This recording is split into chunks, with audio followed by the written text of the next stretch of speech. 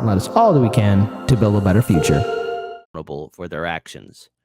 We may not like their answers, but it's our job in independent media to give a proper analysis and to, more importantly, shine a light on everything that's going to be taking place during this 2024 election cycle. Now, already we're in the beginning stages of it, and we need to know who is going to be consistent and who won't be. Now, I've made it very clear on this show, I'm going to vote independent third party. I'm not throwing my support behind any Democratic candidate, and I'm not going to throw my support behind any Republican candidate. I believe in voting third party. I believe in supporting independents. I believe in supporting citizen ballot initiatives. That is something I am consistent with, and I will keep on doing so. Now, I saw these 3 videos by outstanding commentator, journalist, Craig Pasta Jardula from the Convo Couch. We have seen a lot of his work. He's been on our show numerous times.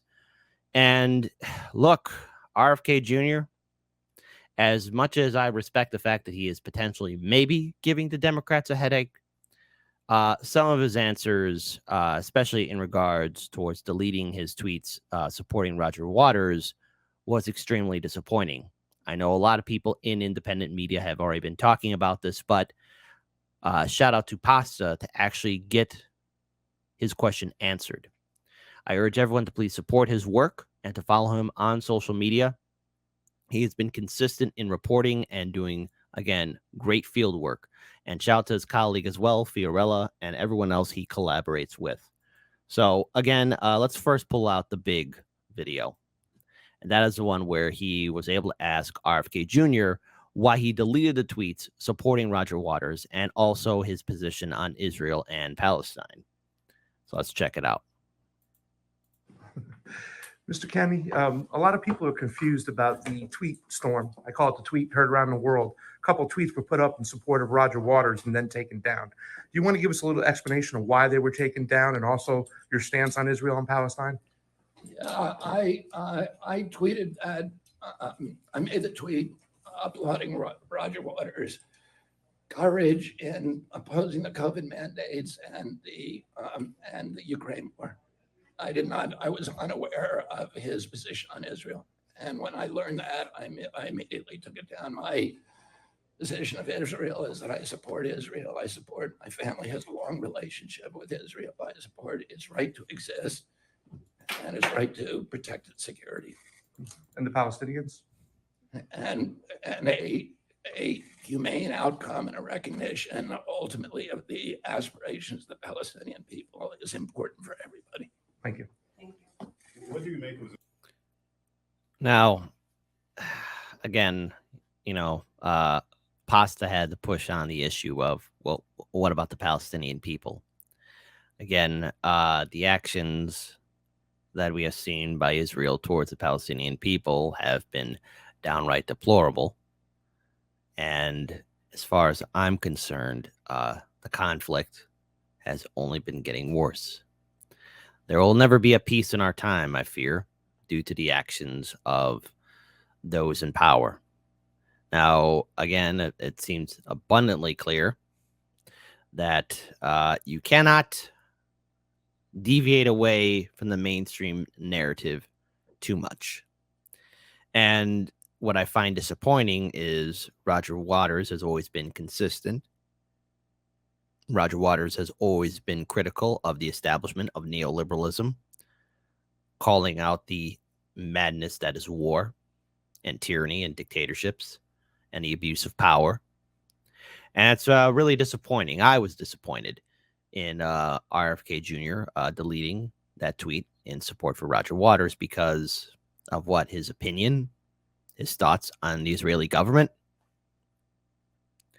Listen, there's a lot of people who shared that opinion, and it doesn't make them a bad guy.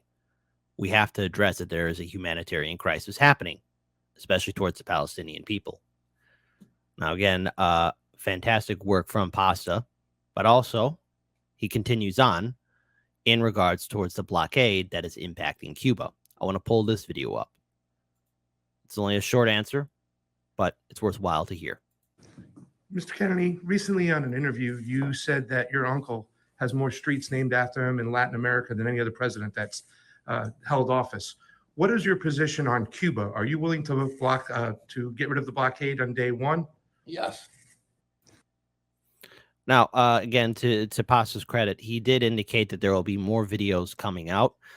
More on that a little bit later. Again, if that's why I urge everyone to please support his work. He has been doing phenomenal groundwork, field work, not only in Central and South America, but also in the state of California in regards to election integrity.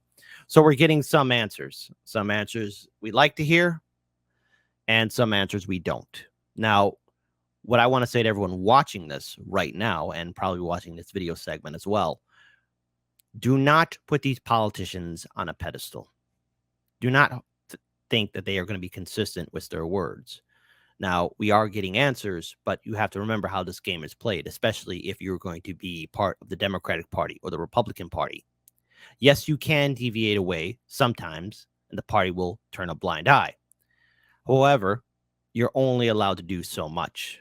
And on a campaign trail, you could only say so much. But the thing is, follow through is key. Being consistent is key. And if you're part of the Democratic Party or the Republican Party, you can't deviate away too much. Because they'll make sure they'll rein you in. Just like what they did to Bernie Sanders, who willingly allowed it to happen to him. And then, of course, the entire, and I do mean the entire Congressional Progressive Caucus. I also want to pull up this last video here in regards towards his position that both Trump and Biden are the leading challengers, again, in regards to what's happening with this conflict to Russia and Ukraine. So I want to pull up this video here. It's worthwhile to listen, and I think it's important that we see more town halls and debates right away so we know who these candidates are and where they stand on the issues. It's quite clear to me that the fact that there are no debates, a lack of town halls, especially for the Democratic primary, is very concerning because we don't know where a lot of these candidates stand on the issues. And we're at least thankful enough and grateful. I'm actually grateful enough to see a lot of people in independent media going out there and at least taking the initiative to talk to these candidates. So let's play this video. That the two leading insurgent candidates, you and Donald Trump, in the polls also have similar positions on the war in the Ukraine. Well, I think we both have populist positions. And, you know, I think when President Trump was in office, he did he laid the groundwork for the Ukraine war.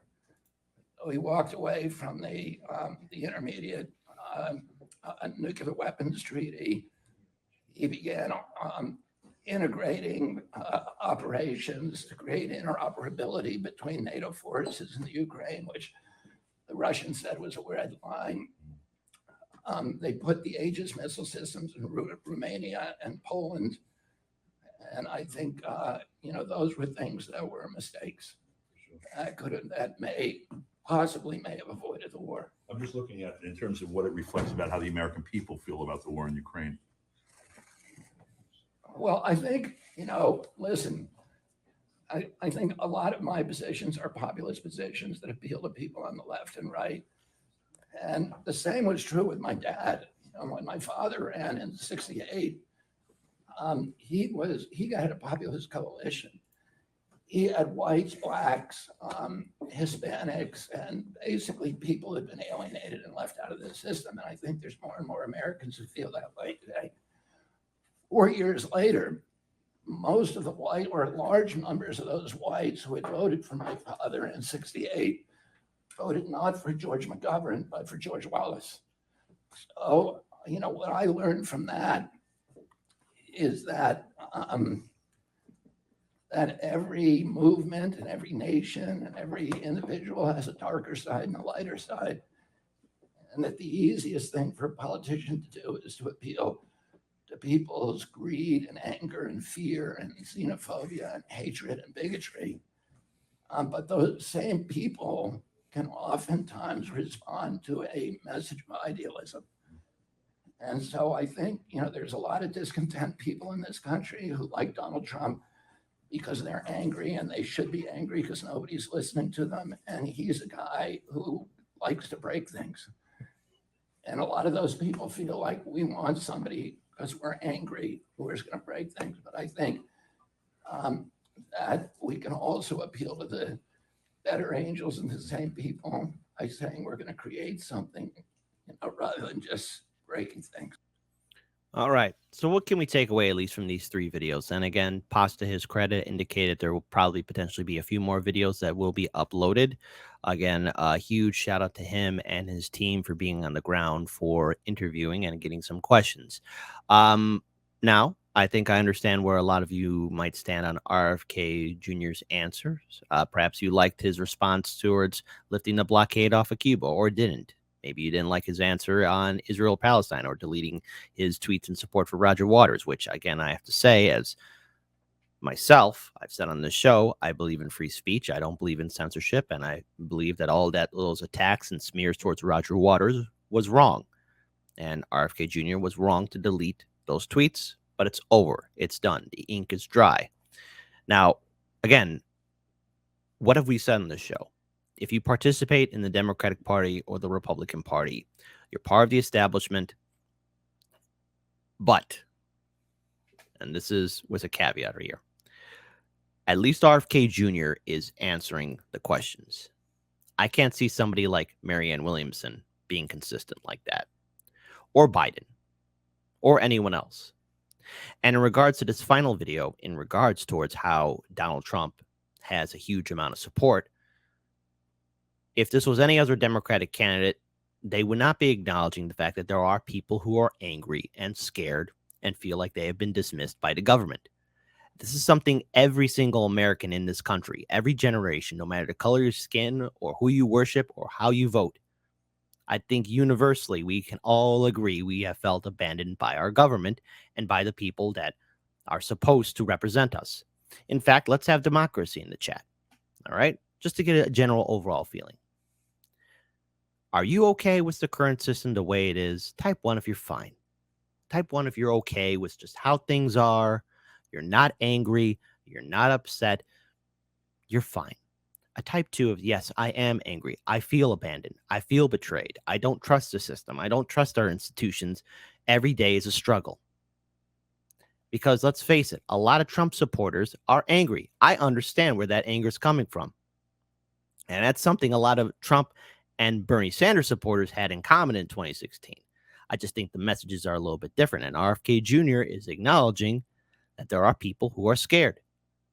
And Trump, in his 2016 campaign, said that he's going to make things better. He's going to make America great again. And to Trump's credit, he fought for his supporters, unlike Bernie Sanders. Now, I don't know what kind of coalition RFK Jr. can put together, especially in the Democratic primary. I could keep on repeating this over and over again. And no matter where you stand on the political spectrum, you have to look back at the evidence, which is already out there. The DNC already knows who they're going to have as their candidate. They have admitted it to the public through the courts. They decide behind the closed doors. The Democrats have super delegates. The Democrats, in both occasions in the 2016 and 2020 Democratic primaries, committed election fraud.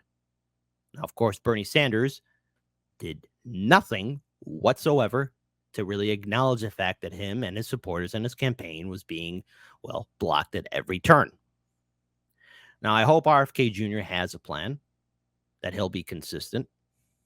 Now, I know that there have been many examples, Rob, where he said he will not support a warmonger. He won't do this, but I have to see him do it. He could say these words. These politicians, be they Democrat or Republican, Trump, RFK Jr., or anybody else, can say words, but I want to see their actions. Actions and deeds matter more than words and statements. And consistency is key. This election cycle is going to be very, very not important, but hopefully revealing to the American people. Because there is a possible likely scenario where we're seeing a repeat of Trump versus Biden. Two old men fighting over a cold bowl of soup. And right now, Democratic voters are being denied the chance to see all the candidates speak. Now, as it stands right now, there are three: Marianne Williamson, RFK Jr., and Joe Biden. The DNC has indicated that they are not going to have debates. They are not going to do anything to challenge Joe Biden whatsoever. However, that leads this entire situation for this election as something as which Democratic voters then realize that they don't have a choice. And more importantly, their votes are not going to matter. Now, Republican voters don't have that problem, at least as it stands right now. There's already 8 candidates vying for the Republican nomination. That's including Donald Trump. And as it stands right now, until further information is out there, there are going to be some form of debates, and it would be in Trump's benefit for him to attend. But if we are in this scenario in which we, the American people, are uninformed about who's running for office or where they stand on the issues, it's a huge disservice. And shame on the Democratic Party and all the politicians in the Democratic Party that are allowing this to happen. We're Democratic voters, to quote Rob Reiner, all right, from that infamous tweet, shut up and vote for democracy. Shut up. Don't challenge anything. Don't question anything. I'm glad that Pastor was able to get these questions answered by RFK Jr. And I hope that we get to know more about who the candidates are. I understand many of you are burnt out by electoral politics, but I think right now we need to pay attention, because maybe this is the election cycle where people wake up and realize that it doesn't matter who sits in the White House. The office of President of the United States has been turned nothing more than a glorious seat for an errand boy to work at the behest of the top 1%.